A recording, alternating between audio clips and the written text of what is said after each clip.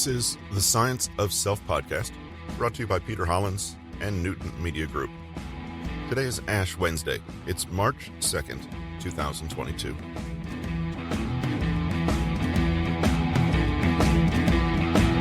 Regular listeners to this podcast will know that subjects like self-discipline, habitualized behaviors, and intentional and analytical thinking are useful endeavors that we should seek to incorporate into our day-to-day life. But in today's episode, which is the first from Peter Hollins' book, Have More Energy, we take a look at, effectively, the one ring that rules them all.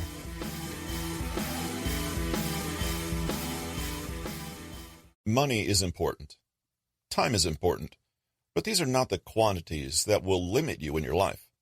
Without energy, neither of these factors means very much. Nothing really does. Think about it. You can have a huge bank account, but it won't matter one bit if you're confined to your bed with glandular fever and unable to stand up straight, let alone spend and enjoy that money. You could be young, bright, and full of promise, but if you're depressed and lethargic 100% of the time, all that youth and potential mean nothing. Without energy and the capacity for action and execution, all your best intentions won't matter a lick. This is a book about the psychological and physiological bases of energy, where it comes from, how we can maintain it, and how to get more of it. You can think of energy as the most primordial, fundamental kind of wealth. Energy, whether it's psychological or physical, is like your personal fund of life itself. It's the well that you draw all your motivation, enthusiasm, and passion from. It's what makes one person's life a boring slog, while another person, doing much the same thing, appears to be living with zest and purpose. It all comes down to energy. There's a great big world out there, and if we're to explore it, we need the physical and emotional strength to get out there and engage with it. Opportunities abound all around us, but if we're too depleted and uninspired to grab them when they do, it doesn't matter how fortunate we are or how many lucky breaks come our way. It's a little like having the world at your feet and a map of this world's awesome highways and roads in front of you, but not having any fuel in your car. Without energy, life becomes two-dimensional and gray. You may even feel like life is just whizzing past you, and you're left behind because you can't keep up. When we have energy, the world is ours. We have the spirit and the wherewithal to grasp it. We can reach out and engage with others, with our environment, with ourselves, with our dreams. We have what's needed to build our ideal world, one brick at a time, and we have the resilience and spring in our step to appreciate what we already have. Energy is fuel. It powers everything great in life, whether that's creativity, productive work, innovative solutions to life's problems, personal development, rich relationships with others, or simply the joy of having a strong body, a clear mind, and robust emotional health. The great thing about energy is that in some ways, it can feed on and encourage itself. When you're energized, you act decisively and with conscious intention. You turn down distractions and temptations. You're able to push yourself a little and grow because of the challenge. And when you grow, you're inspired to keep going, setting up today the conditions that will most benefit you tomorrow.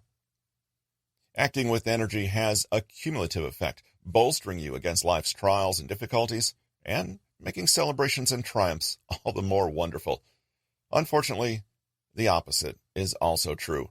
Low energy creates more apathy, more tiredness, more of that listless blah feeling that only seems harder and harder to budge the longer it lingers. When you're low on energy, you're more likely to take the easy way out, give up on your dreams because they're too challenging, or put up with negative behavior in yourself and others that you might not have otherwise. The result is a steady stream of self-reinforcing behaviors that create a compromised life that just feels bad, plain and simple. This is why it's so important to focus on energy. It doesn't matter how many great things you have going on in your life. If you don't have the energy to engage with them properly, to appreciate them, to bring them to life, it's the same as not having those great things at all. In a way, we can think of this as multiplying by zero, a mathematical mental model that preaches the importance of shoring up your weaknesses. In mathematics, it doesn't matter what else is going on in an equation or expression. If you're multiplying by a zero anywhere, the end result is always the same, zero. You might think you're onto the next big mathematics discovery, like Pythagoras or Descartes, but if a zero slips in there without your noticing, you're just going to end up with a fail for the day. No amount of finagling or negotiating will impact your result.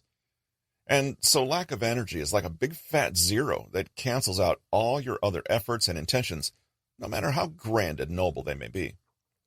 In fact, you could do your best to keep on increasing the other variables as much as you wanted. For our purposes, well-wishing, hoping, dreaming, good intentions, and self-flagellation. But it wouldn't matter. Even infinity multiplied by zero is still zero. A chain, as they say, is only as strong as its weakest link. Even if all the links in your life are looking pretty good, they can't do much about that one wobbly link, that zero, that can break and determine the strength of the entire chain. In this book, we're going to first examine ways to make sure your energy quotient is a non-zero, and, in fact, is always one of the most powerful variables at your disposal.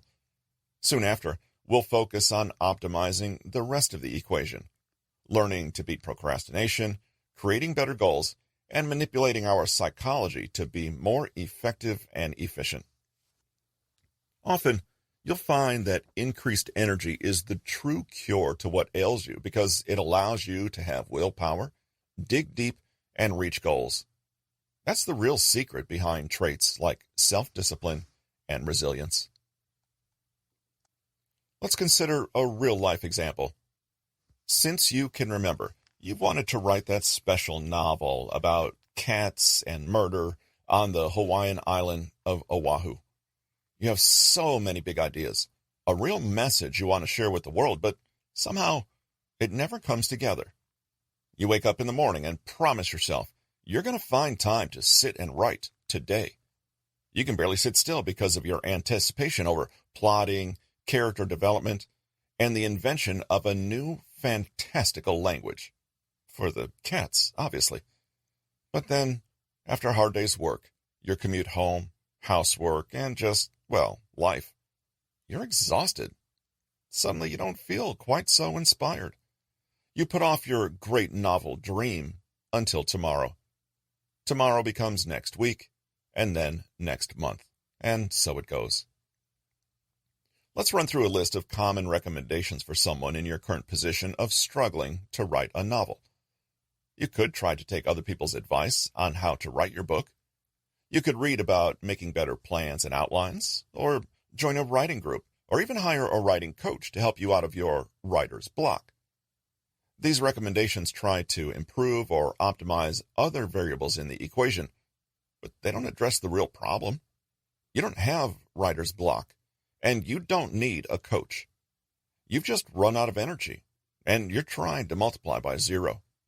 And again, when your energy's at zero, none of that other stuff matters. So long as that's the case, you're going to keep coming up short when it comes to things you really care about. When you zoom out and take a bird's eye view, you can see so much of what's out there in the personal development realm as merely the hopeless attempt at increasing numbers in the rest of the equation, without doing a thing to increase that big fat zero that will cancel it all out. You could waste unbelievable amounts of time trying to understand the psychological, cognitive, institutional, behavioral, or maybe even spiritual dimensions to why you can't achieve the things you've already identified as important.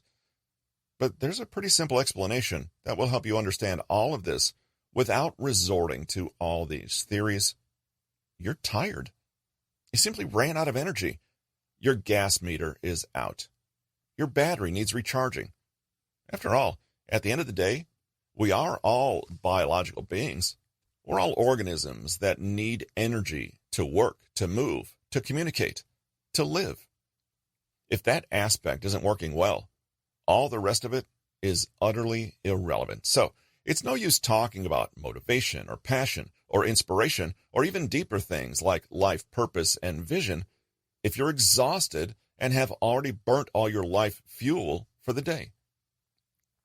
With this in mind, let's turn our focus from the rest of the equation and learn more about the one element that's quietly undoing all your effort, that tiny zero that nevertheless has a big impact. We can break down energy, psychological and physiological, into 4 general categories, and this is well represented by the concept of the energy pyramid as put forth by Tony Schwartz. We'd like you to help us keep this podcast sponsor-free. Please take a moment in your podcast provider to subscribe to the podcast, leave a rating and a review, and share an episode or the podcast itself with a friend.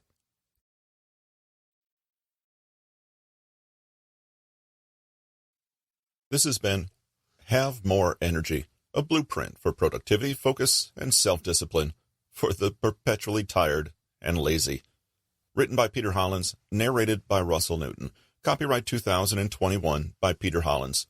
Production copyright by Peter Hollins.